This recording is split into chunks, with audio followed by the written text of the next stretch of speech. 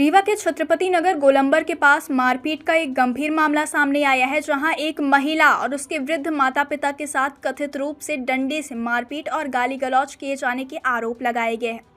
पीड़ित पक्ष ने एडवोकेट विनय गुप्ता पर आरोप लगाते हुए पुलिस से निष्पक्ष जांच और उचित कार्यवाही की मांग की है। जानकारी के मुताबिक विवाद की शुरुआत घर के सामने नाली को लेकर हुई। विमला कुशवाहा के पिता ने अपने घर के सामने नाली के ऊपर पैकिंग कराई थी, जिस पर पड़ोस में रहने वाले एडवोकेट विनय गुप्ता ने नगर निगम में शिकायत की। शिकायत के बाद नगर निगम की कार्यवाही में नाली के ऊपर की गई संरचना को तुड़वा दिया गया। हालांकि पीड़ित परिवार का आरोप है कि इसके बाद भी विवाद खत्म नहीं हुआ। गाड़ी के आने जाने के लिए घर के सामने बनाए गए स्लोप को भी तोड़ने का प्रयास किया गया, जिसका विमला कुशवाहा और उनके परिवार ने विरोध किया। आरोप है कि इसी बात को लेकर विवाद बढ़ गया और विमला कुशवाहा के साथ डंडे से मारपीट की गई। जब उनके वृद्ध माता पिता बेटी को बचाने के लिए बीच बचाव करने पहुंचे तो उनके साथ भी मारपीट और गाली गलौज किए जाने का आरोप लगाया गया।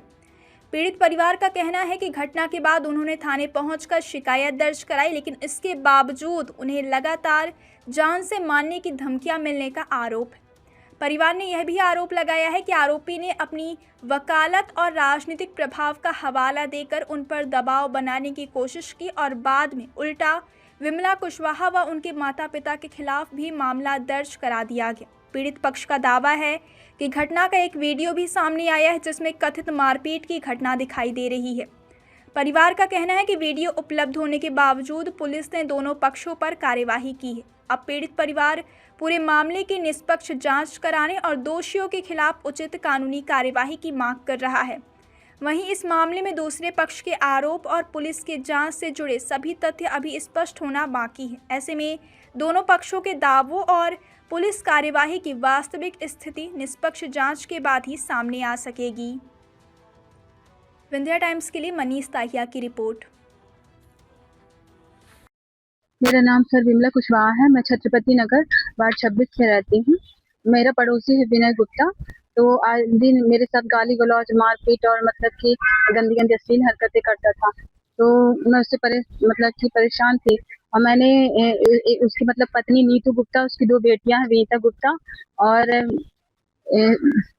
नव्या गुप्ता। तो वो चारों लोग मुझे मारने पीटने के मतलब आए डंडा लेके। तो मैं गेट बंद करके अंदर चली गई। तो मैंने 24 फरवरी को इसकी थाने में लिखित रिपोर्ट दी थी, लेकिन मेरे पास कोई सबूत नहीं था। उन्होंने झूठ बोल दिया कि ये लोग आए थे, मैंने ऐसा कुछ नहीं किया। तो पुलिस ने ऐसे सादे कागज में रिपोर्ट ले ली और कोई कार्रवाई नहीं होती। फिर इसके बाद मतलब दोनों बेटियां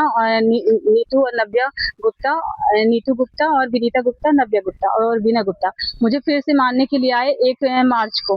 फिर मैंने मतलब गेट बंद करके मतलब हम लोग को बाहर निकलते ही डंडा लाठी लेके दौड़ गए कि बाहर नहीं निकलने दूंगा, जबरदस्ती करते थे।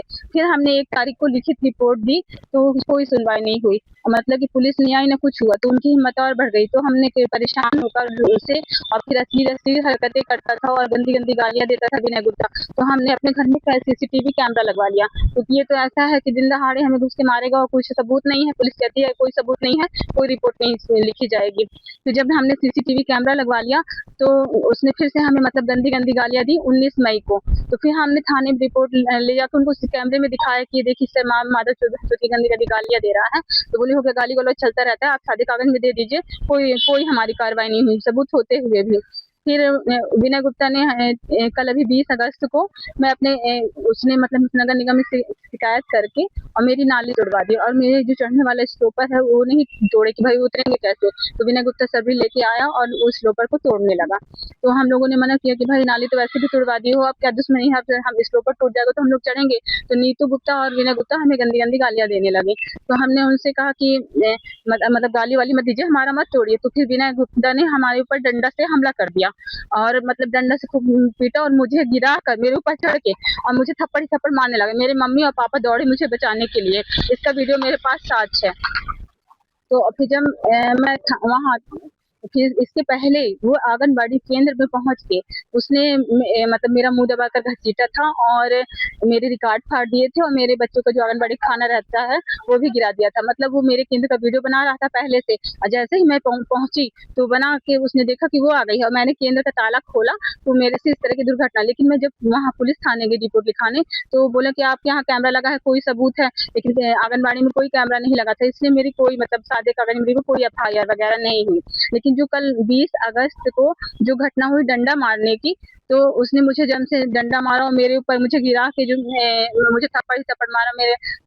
मैंने उनको दिखाया वहाँ थाने समान थाने में जाके, तब मुश्किल से उन्होंने मेरी मतलब दर्ज की। लेकिन विनय गुप्ता ने मतलब की गुंडागर्दी से और उन्होंने कहा मेरी राजेंद्र शुक्ला से बड़े बड़े नेताओं की पहचान है, तो उसने हमला वो कर रहा है, लेकिन उसने जबरदस्ती मेरे पूरे परिवार के खिलाफ एफआईआर दर्ज करवाई है। मतलब कि वो बोलता है मेरी राजेंद्र शुक्ला से बहुत पहचान है, मैं वकील हूँ, तुझे कोर्ट में घसीटूंगा। और मुझे मतलब कि उल्टा उसने मेरे ऊपर डंडा से हमला किया और उसी के मेरे ऊपर ही एफआईआर, मेरे परिवार के ऊपर एफआईआर दर्ज कर ली गई है। तो और दबंगी से वो कहता है 6 महीने के अंदर मैं तुझे और मैं मतलब कि मैं अपनी वृद्ध माता के साथ अपने बच्चों के साथ अपने घर में रहती हूँ, मेरे पिताजी बाहर मऊगज्जी में रहते हैं। तो वो सोचता है कि अकेली है, माँ बेटी बुढ़िया तो क्या कर लेंगी, तो इसलिए हम लोग को और डराता धमकाता है। मुझे रास्ते में भी गंदी गंदी गालियां दे के जाता है, लेकिन मैं दिन रात उसको कैमरा लगा के तो नहीं घूम सकती हूँ। घर में कैमरा है इसलिए रिकॉर्डिंग हो गई, नहीं तो मारपीट की भी घटना सामने नहीं आती। मतलब कि उसने उल्टा मेरे ऊपर एफआईआर, झूठी एफआईआर दर्ज करवा दी है और मुझे मेरी कोई सुनवाई नहीं हो रही है। और वो यही बोलता है मेरी राजेंद्र शुक्ला जी से और बड़े बड़े नेताओं से पहचान है, पुलिस मेरा कुछ भी नहीं बिगाड़ पाएगी। और मैं तुझे और तेरे दोनों बच्चों को, तेरे पिताजी को रास्ते में मारूंगा, कितना कैमरा लगा के मतलब घूमेगी। मेरी राजनीतिक पहचान है, ऐसे कर करके मुझे डरा रहा है। मतलब कि मैंने अपने बच्चे को, मेरा 8-9 साल का बच्चा है, रोज खेलने जाता था, सिर्फ वो वैन से स्कूल जाता है आता है, मैंने उसका निकलना बंद कर दिया है। बोलता है मम्मा मुझे जेल जैसी हो गई है मेरे बच्चों की हालत, क्योंकि मुझे लगता है वो जब इतनी दबंगई से मुझे मारा और इसकी मैं रिपोर्ट लिखाने के बाद भी वो सबरी और डंडा लेके मेरे दरवाजे के सामने 2 घंटे तक खड़ा रहा। मैं बाहर नहीं निकली। फिर जब शाम को पुलिस बयान वगैरह लेने आई, इतना होने के बाद तब भी वो चला गया था, तब मैं बाहर निकली। और मैं ये चाहती हूँ कि विनय गुप्ता अधिवक्ता होके मतलब कि वो मुझे कोर्ट में घसीटने की बात कर रहा है, गुंडागर्दी और जान से मारने की धमकी दे रहा है, नेताओं के बल पे मतलब मुझे डराने की कोशिश कर रहा है, तो उसके खिलाफ सख्त कार्रवाई की जाएगा। मेरा नाम बिमला कुशवाहा, छत्रपति नगर। मैं आंगनबाड़ी कार्यकर्ता हूँ सर।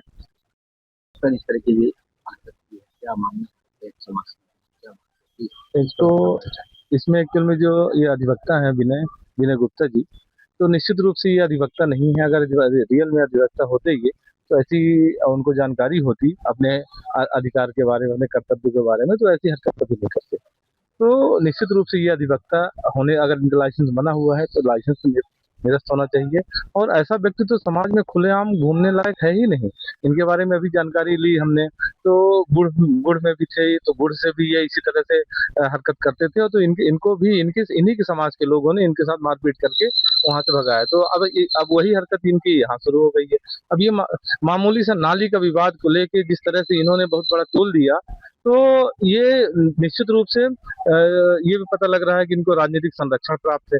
भाई पुलिस क्यों कार्रवाई नहीं कर रही है? जब एक महिला 3 बार 4 बार जाके शिकायत कर रही है, तो पुलिस इनके ऊपर कार्रवाई क्यों नहीं कर रही है?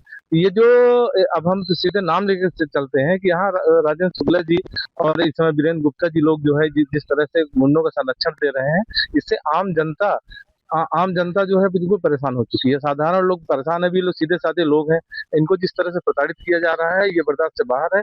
और इसमें अगर हमारी बात अगर शुक्ला जी या वीरेंद्र गुप्ता जी के पास पहुंच रही हो, तो इसमें अगर वो कार्रवाई नहीं करवाते हैं तो समाज जो है बिल्कुल बड़ा आंदोलन करेगा जब तक ये कार्रवाई नहीं होती। और ये विनय जो गुप्ता जी हैं इनके ऊपर कठोर से कठोर कार्रवाई